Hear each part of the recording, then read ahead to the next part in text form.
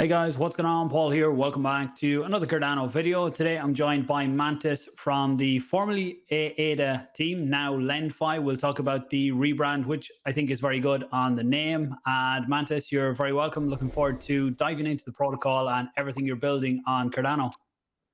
Pleasure to be here.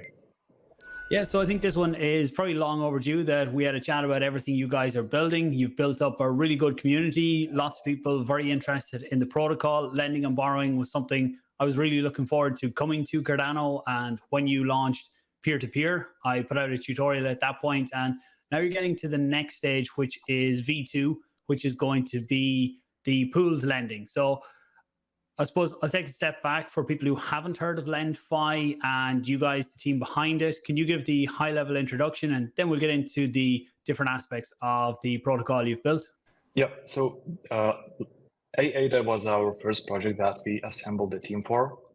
Basically, our team is based out of 4 developers, two marketing people, and a couple of community managers. And all of us are based in Europe. And that's basically what we started to building on is Aada Finance and a decentralized lending. That was our goal, and that's what we are trying to improve every time. And with the LenFi, it's just a next stage of Aada Finance, of decentralized lending on Cardano. And we are purely building only on Cardano, and we don't have any of the plans to go any of the multi-chains. Okay, yeah, and just for clarification for people, nothing is changing about the protocol with the name. This is just a brand change from Aada to LenFi. Yeah. Yeah, great. I think it's a good one. The LenFi kind of leans a lot more to what you guys are doing, and I think it's a good fit. But getting into the protocol then, so you started out with V1, which was peer-to-peer. Can you talk a bit about how peer-to-peer lending works? And then we'll get into the next evolution for V2. So peer-to-peer first, what is it or how does it work on LenFi? Yeah. So we built peer-to-peer because it was much simpler to do on Cardano. As much as people know, the Cardano is a UTXO based blockchain, which means there is some sort of the entity living on the blockchain that can be interacted only once, that can be spent only once. And the thing is, that's how the peer-to-peer is based, where you are creating some sort of loan request, for example, and this loan request is saved as UTXO. So basically, you create the request, you spend the request, and that's more or less results in the loan, in the relationship between the lender and the borrower. And it was very easy. Not very easy, but it was much easier to build on Cardano because we did not need pools. We didn't need batchers, and we didn't need to create some sort of the one liquid entity on chain. So that's what we started building, and that's what we saw, historically on the other chains was started as well. For example, Aada was an ETH plan long time ago, and they used the peer-to-peer because it was the chain at the moment. It was the environment people could build, and the product that could actually be used for that time. So peer-to-peer is a very basic of the lending, where is a loan request created by the borrower, and it is funded by the lender. Then we saw an issues because it's very ugly user experience. For example, when you are borrowing, you have to define exact terms what your loan is, and it includes the loan amount, the assets, the collateral amount, as well as the interest. All is predefined and it cannot change. And so it creates an environment where every borrower have to find the lender who have exactly the aligned terms, who have aligned interests. So it's pretty hard on the user experience side. That's why the pooled lending is more of the advanced from the user perspective point of view app. Yeah, I think I've heard different people before saying like peer-to-peer or even order book dexes are more suited for Cardano and the way the UTXO works initially anyway. I'll get into actually your experience of building on Cardano, the frustrations, the good and the bad, and in another bit. We'll stick to the protocol first.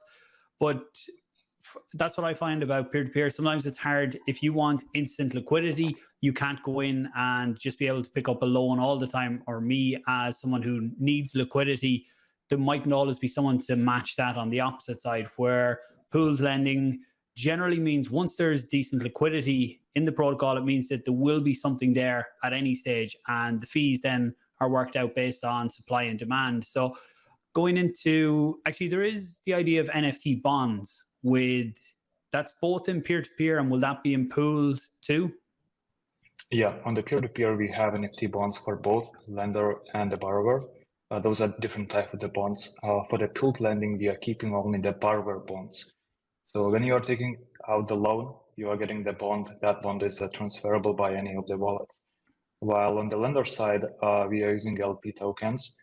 And every time you are adding liquidity into the pool, in exchange, you're getting the LP token that is proving the share of the pool you have. The very same as we have on the DEXs. Okay, and the NFT bonds then, just for anyone who hasn't heard of them, basically represents the loan. So that could be traded in itself. If I wanted to sell off the loan that I have taken, I could sell that bond to someone else. Is there markets open for that yet, or will there be markets coming? Market was always open as long as we had NFT marketplaces. We saw a couple transactions happening on those where people have been actually selling and buying the borrower NFT bonds from the V1. But the engagement wasn't that high, and we didn't build anything from our point. Like, we didn't build the marketplace because it's not our main focus, and there is already multiple NFT marketplaces where people can do that. As a feature, it always remain. We think it's still not in the stage where people see the value in it, because people don't use it that much. But things changes rapidly, and as long as Cardano DeFi is growing, and the different things starting to appear here, these assets that even having a possibility to sell your loan, if you have the possibility, it's always there. Whether you need it to do, whether you can do it, it doesn't matter as long as you have a possibility to do so. Yeah, and I suppose one of the reasons that someone might do that is because the interest rates that you pay, that's set. So it's not based, you agree them terms upfront for peer-to-peer. So you agree how much interest you're going to pay. So you're going to pay that whether you cash it in early or whether you're able to sell the NFT bond, and potentially someone else might be willing to pay slightly more for the NFT bond rather than you cashing it in and paying the interest. And like you say, we're still early stage DeFi. As more opportunities come out, I think there'll be more ways for people to take advantage of things like this, and potentially other bits of protocols or platforms built on top of it that you could leverage these bonds. And maybe that's something we can discuss later down the line, another few months, and we see as things hopefully move more into a bull market and people are getting deeper into DeFi and using protocols more, there might be more use cases found there. But getting on to pooled lending then, which is what you guys are working on now and getting close to launching Testnet. For pooled lending, can you talk a bit about what that is and then how it differs from peer-to-peer? Yeah, so for the pool lending, we have unique design for the app that we do have. If you would use other lending and borrowing dApps, whether on Cardano or whether on other chains, you would have basically a loan and your collateral values. So you can put whatever the collateral you have, whatever assets of collateral you have, and take some sort of amount of the loan depending on the loan to collateral value. In our case, we are keeping some of the peer-to-peer basis. And for example, when you're taking a loan on LenFi, you are depositing collateral, you are locking collateral into smart contract, and no one can use that. And then you're taking some amount of the loan from the pool. And this collateral, this loan is creates the NFT bond. and this NFT bond cannot be adjusted. So interest rates are fixed, platform fees are fixed, the loan size is fixed, collateral size is fixed. You cannot change it unless you want to repay and start a new one. And that's what we keep. And the difference between the peer-to-peer and the pooled lending is the person, as a borrower, you don't have much of the difference. There are some, but not that huge. From the borrower point of view, we just removed the borrower, the lender as a role from our debt. Before it was a person who was giving the loan to you. Right now it's a pool. It's a smart contract that is saying, okay, I'm going to borrow you. This is my terms. You want to take it or not? It's up to you, borrower. While every lender is depositing the funds into that smart contract called pool, and they have a share of this pool. So when they are depositing the funds, they're getting the LP tokens, liquidity provider tokens back, and this is a share of the pool, share of the profits that pool is going to make, right? So that's what we have on our platform. Additionally, when I said that we have a pretty different system, is that we will create each pool for each asset pair. We have 2 assets for each pool. One asset is a loan, other asset is collateral.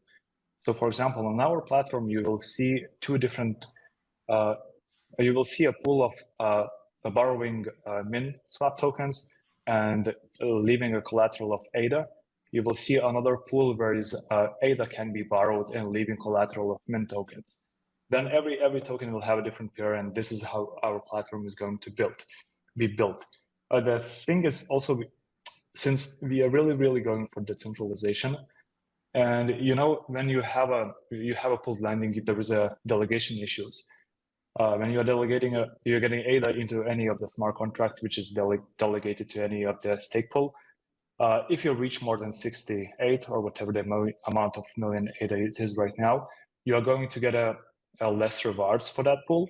That's why we allow on our platform for any user to create a pool. In exchange, they are receiving a pool manager NFT.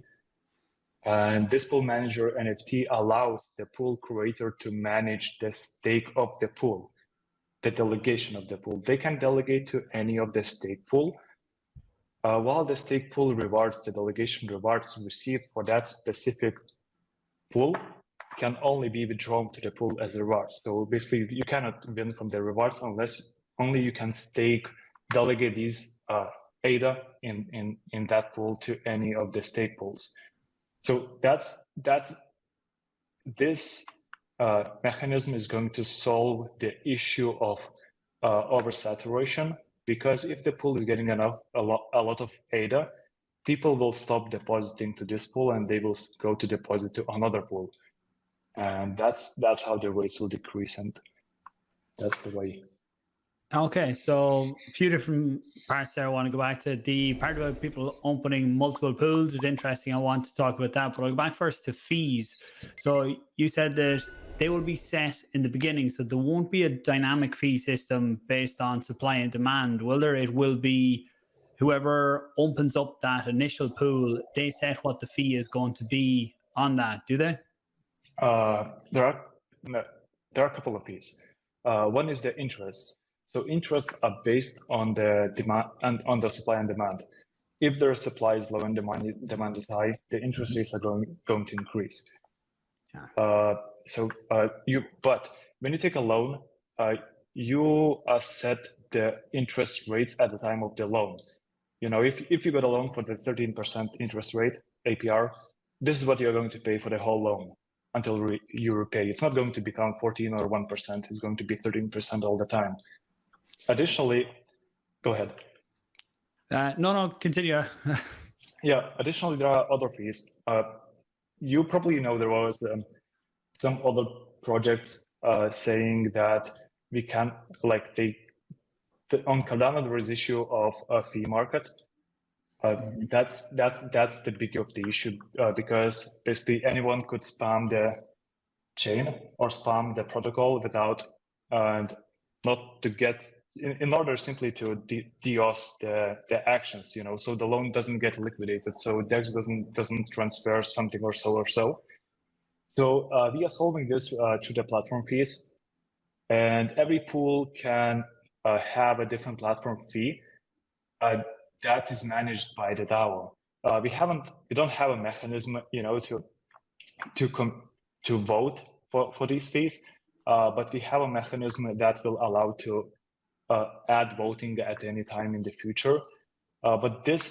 So think of this way: if the pool is used a lot, and we see the users are using it in the bad way, simply just taking the small loans and paying back the small loans, paying very low interest, and there is no economic value in those actions, we can add the fee to interact with the pool. Whether it can be 1 ADA or 100 ADA, whatever it can be, people will have to pay these fees in order to interact with the pool. This way, we can prevent the spamming from happening, at least theoretically. Okay, and that fee then, does that go to like an insurance fund, or is that paid to the people providing liquidity? Yeah, it's paid to the pool. Okay, so it just means that if, say, just for people actually that haven't heard of a fee market, it's a big enough discussion at different times on whether Cardano should have a fee market or shouldn't, and we won't go too deep into that here. But basically, a fee market is what you have on Ethereum, where someone pays a higher fee, their transaction gets priority going into a block to get included into a block. Right now, Cardano works with FIFO, first in, first out. So first transactions submitted to the network are the first ones that get processed by the network. So there's different arguments for fee markets. Personally, I wouldn't like to see a straight up fee market on Cardano, but I definitely see the use case for a tiered fee market where you still have a certain amount of the block is for first in, first out, but for certain circumstances and with more dApps, I think there is a use case for a tiered fee market. But actually, do you want to get into a fee market, or your opinion on should Cardano have one, or? I try to isolate myself from every topic.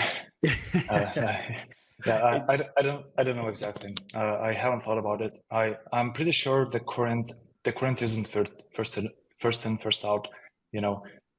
Because right now, if you have let's say you have a stake pool or multiple stake pools, for example, you're Binance and you have multiple stake pools that is making a blocks more or less pretty often.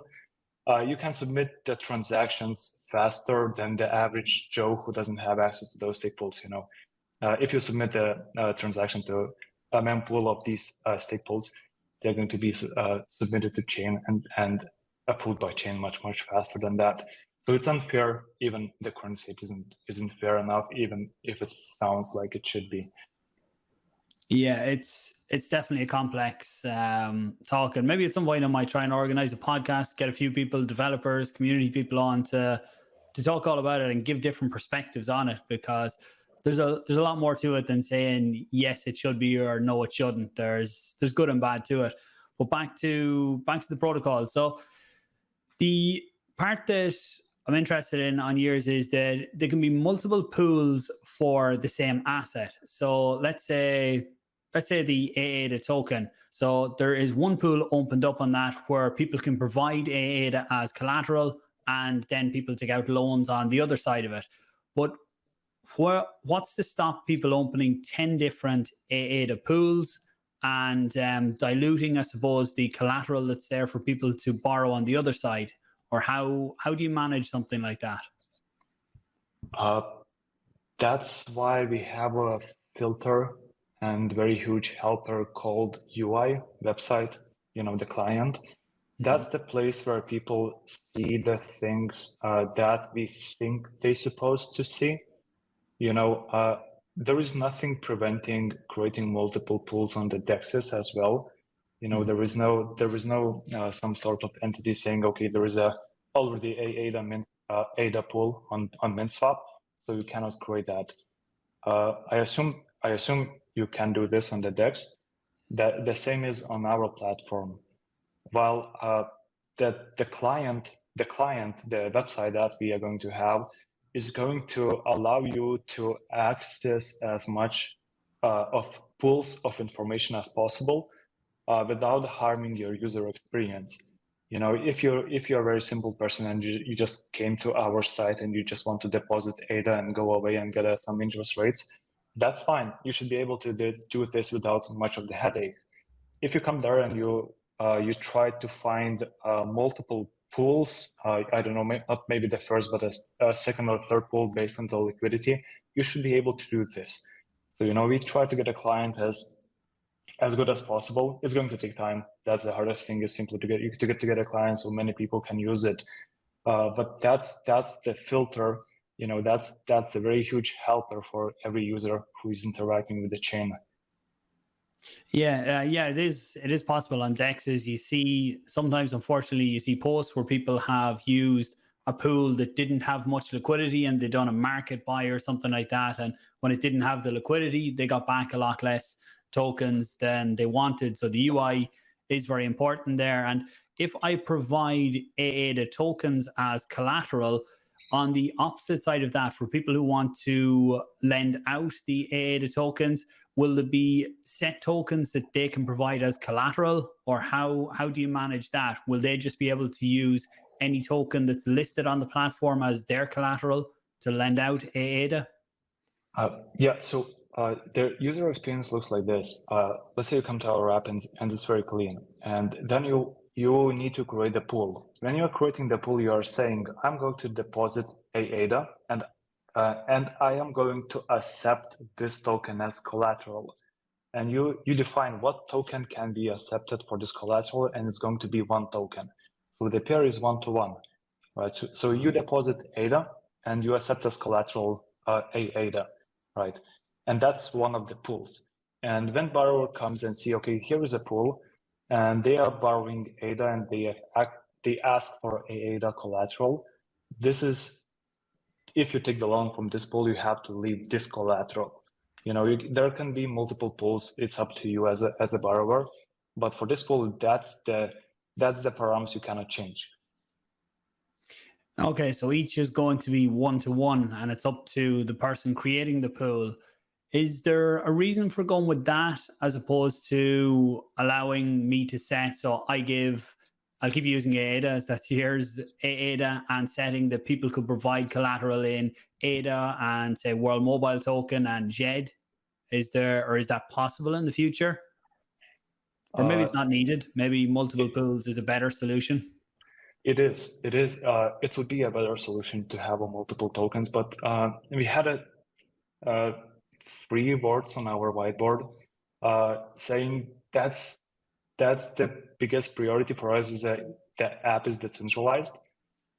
You know, in order to accept multiple tokens, we would need to make the trade-offs between the decentralization and the user experience. Right now, the app that we do have, we could simply just write off ourselves and not to do anything, and there wouldn't be needed any, you know, governance voting or anything that we would need to do. That's our goal, to have such type of app where it is decentralized. And if it's not, we have to, you know, we had to design differently. So this is what we have right now, and that's what I said about the saturations of the pool at the very beginning. You know, if the pool is getting big enough and there is a lot of Aada, we don't want to organize a governance voting session where we will ask, okay, to what pool we should delegate this, to what stake pool we should delegate, you know, this pool. We don't want to do this. We just want the market to solve it. So that's the way we are building. Okay, yeah, it's I suppose it's a constant thing within every community, is decentralization versus different features and how decentralized you want a platform to be. And there's no such thing as one is centralized, one is decentralized. There's a path there on how centralized or decentralized you are. But where is it now? When will we be able to get our hands on it to actually try it out? Yeah, testnet is exactly on 5 days, on July 10th. This is when we will launch our imperfect app to the public. The goal the goal of this testnet is to get a free testers, to basically to give to many people as possible. And these people will come to our Discord and Telegram channels and they will give us feedback, and this is the feedback that we need right now. So we don't end up building the things that people will not use, or we don't end up launching our mainnet app prematurely. Additionally, we will be able to test our infrastructure at scale. So the APIs will get a more requests, so the batchers will get a more requests, and so on and so on. It's going to give a new findings for us that are very useful at the current moment. Okay, yeah, that's good. I think testnets are really important, especially when you're opening up something like this, because end users are never going to use the system the way that the developers have built it to be used. We're always going to click different buttons or try do things in a different way, and it's different to all of the test scripts and test protocols that are built. Have worked in testing teams before, and when you put it out to the general public, there's always going to be things come up that you haven't thought of or seen, and that's what testnets are for, and that's why we do testnet, public testnets, various degrees of them, but then you try and find as many. I'll never say you'll find 100% of bugs before you go to mainnet, but testnet will allow you to find a lot of them. And with V1 ye open source that, which again, it's another topic on whether it's good for the protocol itself to open source or not open source, because it opens up to competitors to a degree that they can take your code and just build their own protocol, or they have a huge head start. But with V2, have you thought about that yet? If you will open source that or keep it closed source? Or? Yes, we will open source it 100%. That's basically the goal. If we wouldn't open source, we just would be another entity that you would have to trust. We are using some blockchain. There is some transactions on chain happening, but you would have to trust, that we will not do bad things. When we open source, it involves a risk, as you said. Someone could come and say, okay, here is an issue with their code, and this is how I could hack them. But as a user, you're using a blockchain as a product, but not the team that have built the blockchain, not the company. So you're using the features of the blockchain. So it's very important for us. We will open source our code. We haven't done it so, probably because of the competition. And it's pretty funny speaking about the competition in the last couple of months.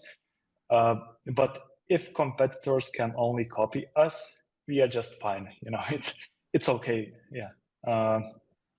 So we will open source our code. Well, that's good. It's good to hear.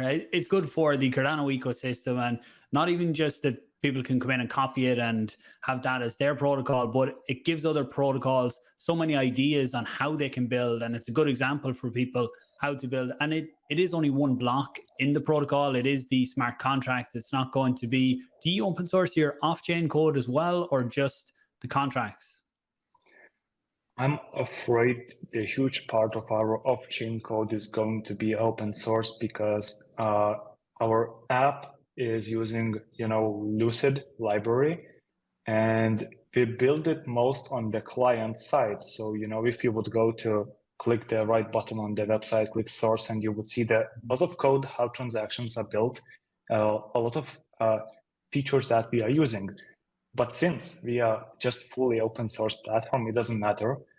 And it's even better in case our, some sort of the infrastructure piece fails. There's always anyone else could be saying, okay, I built the same client, or I simply fork the client. I use a Blockfrost or some other API provider or whatever.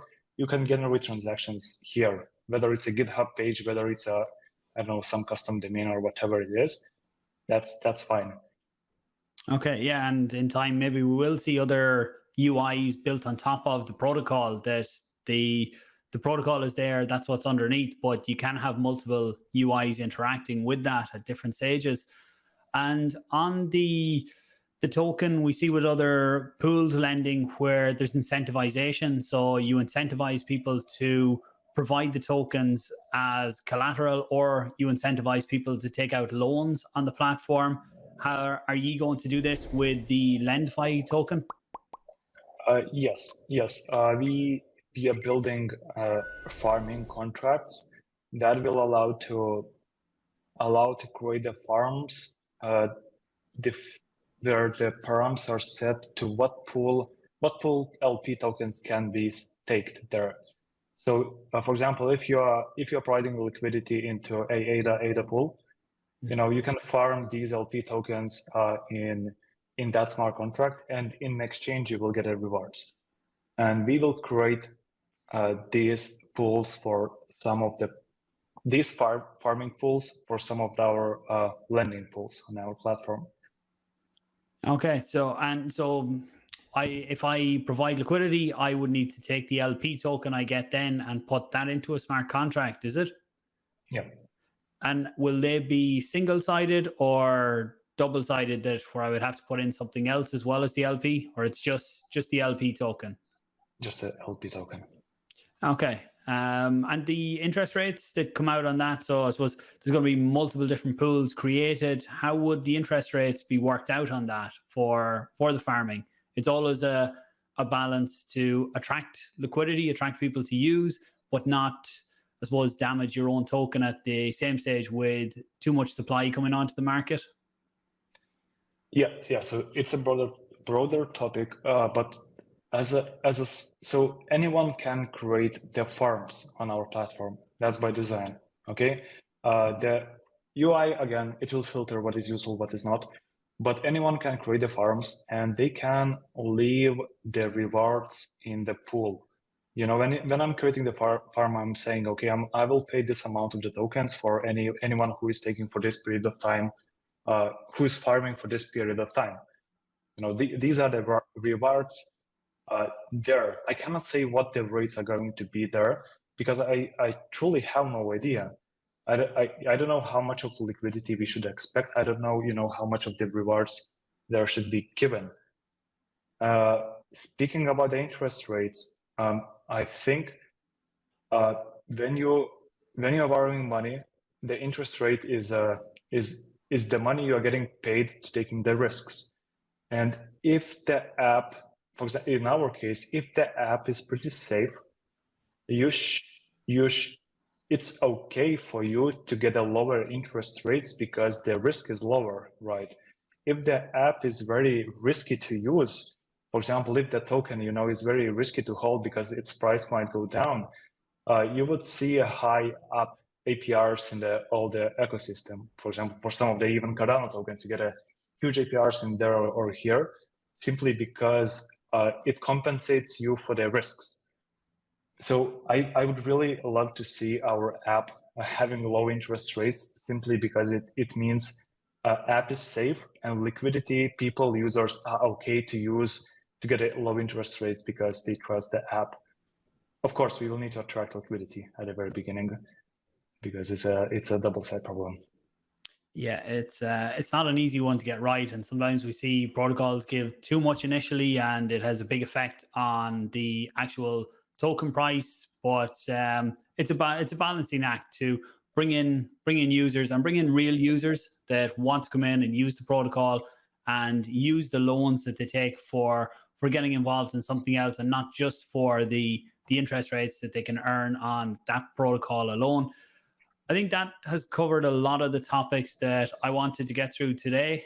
Is there anything we've missed that you think would be good to put out there? Yeah, I think one more key feature that we haven't mentioned is batchers. Since we are using pool, we have to have some sort of the layer before who would sequence the actions who is going to interact with the pool. We are going with the open batchers, saying that if you are a user and if you are average user, you don't care about many things. I just want to get action done. When you submit a transaction on our UI, your order is your created transaction in UTXO in the batcher smart contract. From this smart contract, anyone can spend the assets you have saved, you have spent there, locked there, if you complete some certain a criteria, right? If the user is receiving something, if the NFT bond is minting, and something, these rules are defined on the batcher, right? The thing is, anyone can do this transaction. There is no some sort of the security, some sort of the permission NFT that would allow only someone having the NFT to do it. So we are going to have open batchers saying that, okay, if you're using a batcher, anyone can batch your transaction and complete your action. And additionally, you don't have to use this. You can interact straight with the pool. But if two people are doing so, one of them will not get a transaction through because it's only one UTXO and it can be spent only once, and it's just gone and you can't find it. So that's the features that we are using open batchers, and we allow to interact straight with the pool, and it leads us to as we call flash loans, meaning that you can actually take the liquidity from the pool in the one transaction, and within this transaction, you can do other actions as well. But the liquidity is there, allowing you to take it.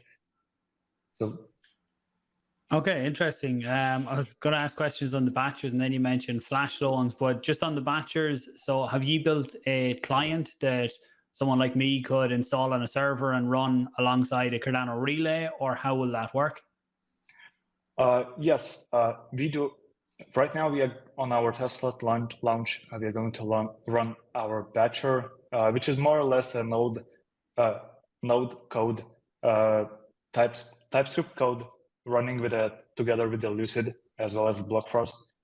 Just a simple code and signing and submitting the transactions that people are asking for. And we are going to open source it as well, so more batchers can come into play. Okay. Yeah, when that does come out, I'll definitely be interested in taking a look at that myself and maybe trying to set up a batcher with the protocol. Flash loans, final question for me, so is, can you explain what a flash loan is? I've had different people before say flash loans aren't possible on Cardano with the EU TXO model, and it happens on other chains, but can you explain high level what it is and how it's possible then? Yeah, so the flash loan is a loan, is very quick loan that allows you to take the available liquidity, if you give that same liquidity back and paying the interest. On EVM chains, for example, on Ethereum, it is based on the block. If you take the liquidity from Aada, you can do some certain actions in that block, and you have to pay back the liquidity plus interest to Aada on the same block. So the thing is, it's very safe from the protocol point of view, because you just take the liquidity and give it back, and there is no way to not to give the liquidity back. Additionally, you get interest rates for this. It's very small interest rates as opposed to 0.7% or so on Aada. On Cardano, it's quite different, because when you create a transaction, the script, the smart contracts, all they see their world is a transaction. They cannot see the block. What they see the transaction, and the scope is different from EVM because it's a transaction based flash loan. So you can take on the same transaction, you can take the liquidity and you have to pay back the liquidity. What's happening between those two actions, it's up to you. And that's, as I mentioned previously, we are going to have this feature available on our dApp. How you're going to use, whether it's going to be used, it's going to be solved in the future. We don't know. But simply having this available, because we have a liquidity available there, is the way we go. Okay, yeah, that's very, very interesting. And so as I am taking it and giving it back in the same transaction, does that mean I wouldn't have to put up the collateral for it? Or does collateral doesn't really come into play with a flash loan, does it? Yeah. You don't need to put any of the collateral. You can borrow any available amount. If the pool is saying we have 1 million available liquidity, you can borrow all of it. Okay. Yeah, that one, it'll be another one that will be very interesting to see how it could potentially be used as DeFi evolves even more on Cardano. So Mantas, I really appreciate your time. I learned a lot from this, and we definitely will have to do a follow-up maybe after testnet is out for a while and we all get to play around with it, and we could have a catch up then, maybe coming up to mainnet launch to see where things are at. And next week, I'll put this video out in the next day or two. You said it'd be 5 days before testnet, might be 2 or 3 days before testnet, and then I'll do a walkthrough of testnet next week to give people an idea of what it is. And if you're watching this video later, make sure and check below for the testnet tutorial too. Mantas, thanks very much, and we'll catch up soon. Yeah, thank you. Pleasure. Thanks everyone for watching. Make sure to subscribe, give the video a like, share it out to let others know what is happening with LenFi and Cardano DeFi in general, and we'll talk soon.